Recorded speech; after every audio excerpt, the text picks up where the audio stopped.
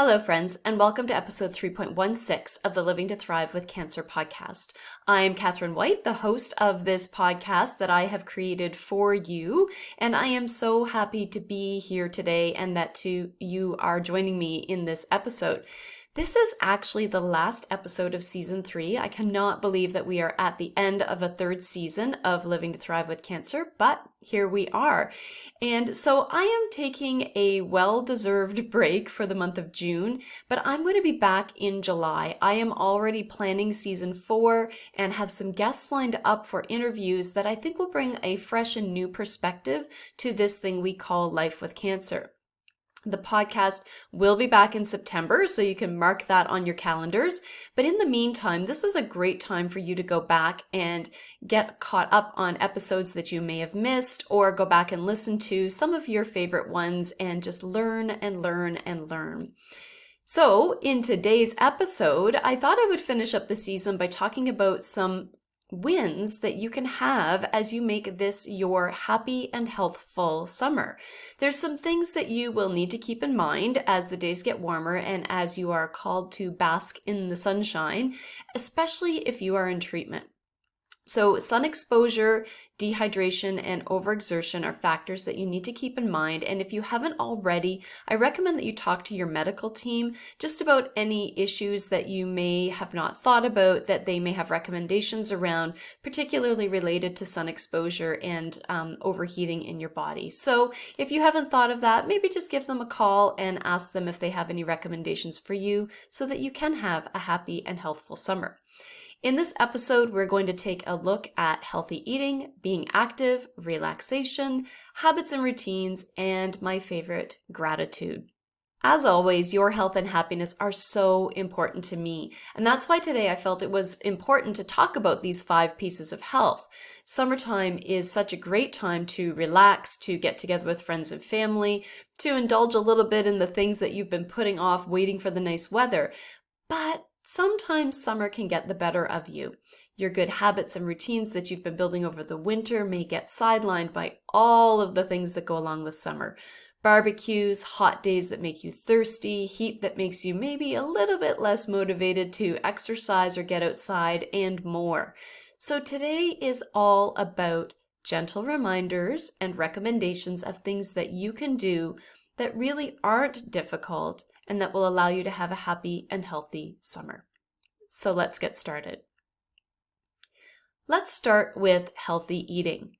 Staying hydrated is part of healthy eating, and staying hydrated is so important in the summer. It's so easy to forget to hydrate as you get busy doing all of those things that you've been waiting to do. So you know what it looks like when you are out in your garden or you're outside relaxing or even doing all the things that need to be done in life, and signals start to slowly creep in like headaches or fatigue or perceived hunger, because often when we're dehydrated we're actually hungry, or even the inability to make decisions. This is a sign of dehydration. So what is going to help is a big glass of water. And I hear from my clients so many times that they don't like just plain water. So you don't have to have just plain water. You can get fancy by adding some cucumber and mint, or a slice of lemon, or some fresh or frozen fruit. But what's not going to help you are those sugary drinks and energy drinks. Even if you reach for one of those to quench your thirst during a hot summer day, it's not going to be supportive of your health. Will these drinks hydrate you? Yes, but they're not as effective as water, and we need to address that they are full of sugar and food colorings and additives that run contrary to everything I hope you are learning about living a healthier lifestyle with cancer. So to help you get there, I'm dropping some fun recipes to make your water more interesting and maybe a little more exciting for you to drink. And that's going to be available to you in the show notes, so you can grab your copy and start sipping away. And this leads nicely into the conversation around alcohol. Now, I don't ever give my clients advice around alcohol. That's a decision that they need to make. Your choices are your own. But what I do want to share with you is that alcohol is a diuretic, which makes you lose body fluids by making you have to go to the bathroom more often. So there are 2 things here. You are getting fluids, but you are also losing them, so you need to drink more to stay hydrated. It's a bit of a vicious cycle. And alcohol, which has definitely become a part of summer culture, has other negative impacts on your body. So you need to keep in mind that in the heat, you are already sweating more, which means you're already losing nutrients that you are required to replace.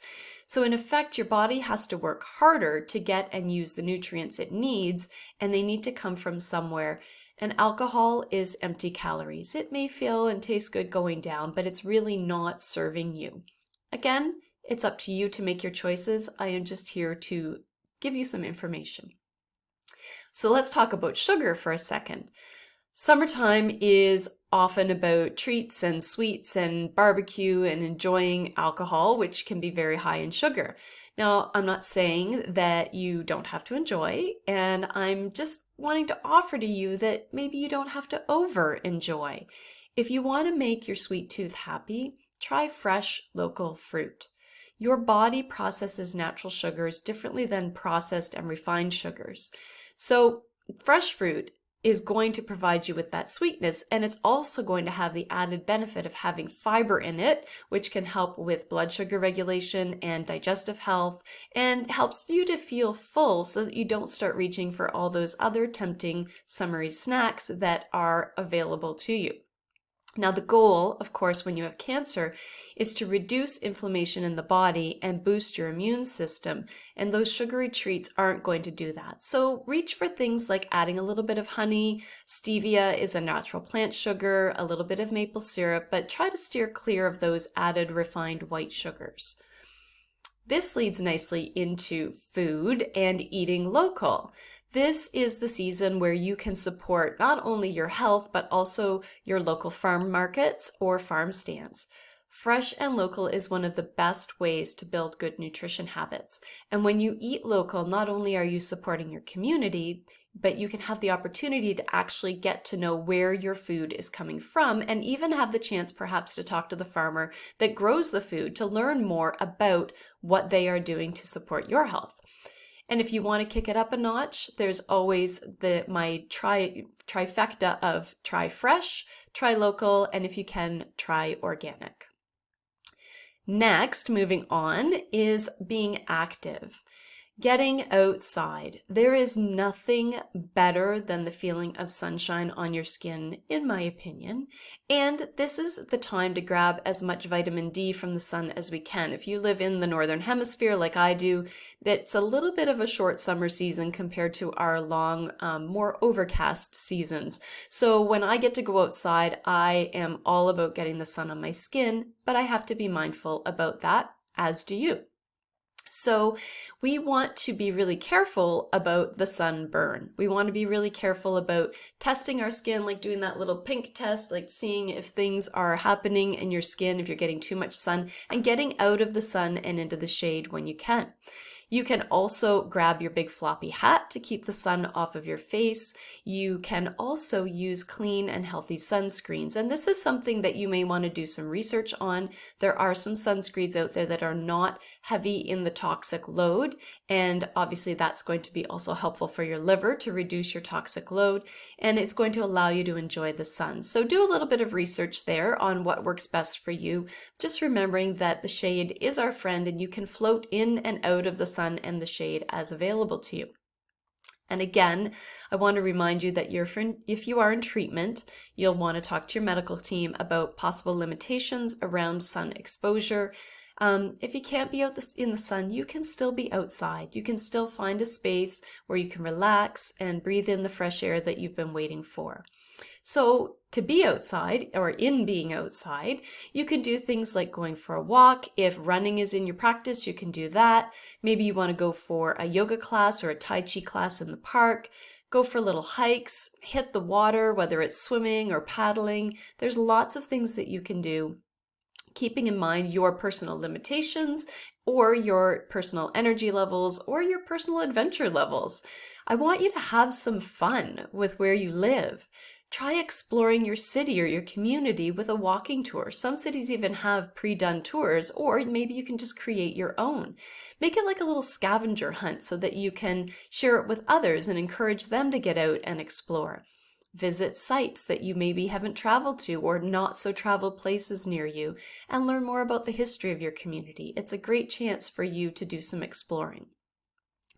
Next, after we've done all of that exploring, is relaxation. This is a really great time to pick up that book you've been wanting to read and hunker down, get into a space in your life, like energetically and physically, where you can just go to relax and escape.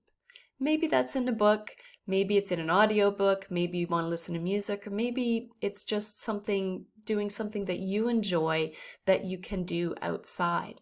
So take this opportunity to bring relaxation into your life, to settle, to slow down, maybe to putter in the garden if you have one, maybe just to enjoy the sound of the birds. It's going to be an experience for you in itself, getting outside and just being present. So slow down instead of ramping up. The summer brings this energy around getting back outside, like I've said, and doing all the things that you've been waiting to do. It's like you're a kid on the last day of school and you cannot wait for the bell to ring so you can run outdoors and do all of the stuff, which is great. But I want to offer that maybe you want to pace yourself. Between the desire to do it all and the heat of summer, you might get tired. So maybe just pace yourself out. Make a list of things you want to do and make the most of all of the fun you're going to have. And this can include, as I mentioned, getting outside and getting into nature. Nature is healing. There's so much science starting to come out on how bird songs and trees and color is healing for our spirit. So this is a great place for you to escape to and get out of the busy and the rat race of your treatment plan or of work or whatever it is that's keeping you sort of on that hamster wheel. Get outside and get grounded, absorb the oxygen from the trees, have that full sensory experience that your body is going to take in and like integrate into you on a cellular level. Nature is its own playground with so much to explore and to enjoy. So take the time to look up and to look down. Become aware of the little things that nature holds and how they can actually help to fill your soul. It is a beautiful, beautiful experience to be outside enjoying nature. And maybe you want to do that in a hammock or on your favorite comfy chair. Maybe you're not out and adventuring all of the time and instead you just want to relax a little bit. So find a perfect space, grab yourself one of those fun water recipes that I've given to you in the show notes, sip on it, read that book, do whatever it is that you want to do and just really relax.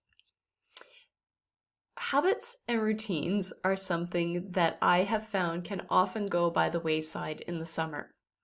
So I encourage you, if you've been working on habits and routines, to try to stick to them. You might want to have a little flexibility, but try to stick to them. Find your morning and your evening groove.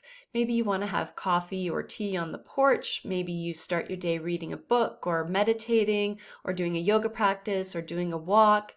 Maybe you end your day doing one of those same things, having a nice drink of water on your porch or in your backyard or your balcony, enjoying the sunset, whatever it is.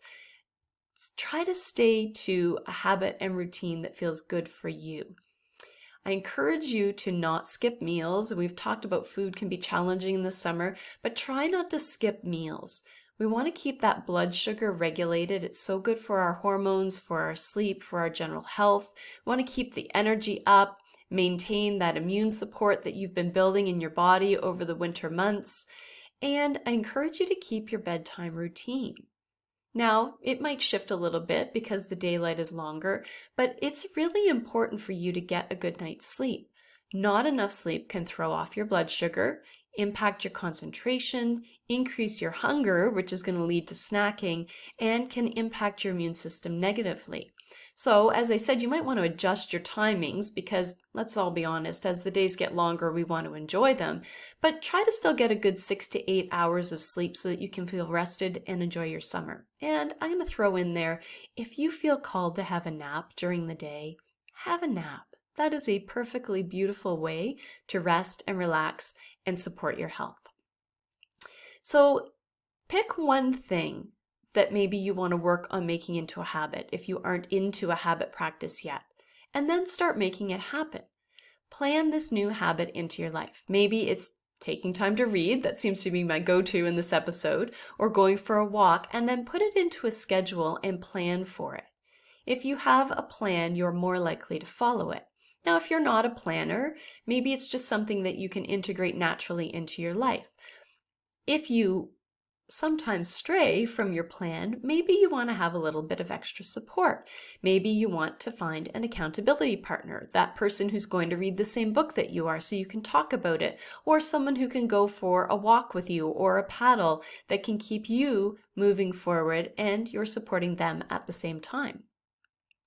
And the final thing that I want to talk about, and if you've been listening to the podcast for a while, you know this is important to me, is your gratitude practice. I have talked a number of times about mindset and how important it is. Gratitude, even in the face of adversity, is so important. Each day is an opportunity to feel grateful for something in your life, which will in turn elevate your energy and your perspective.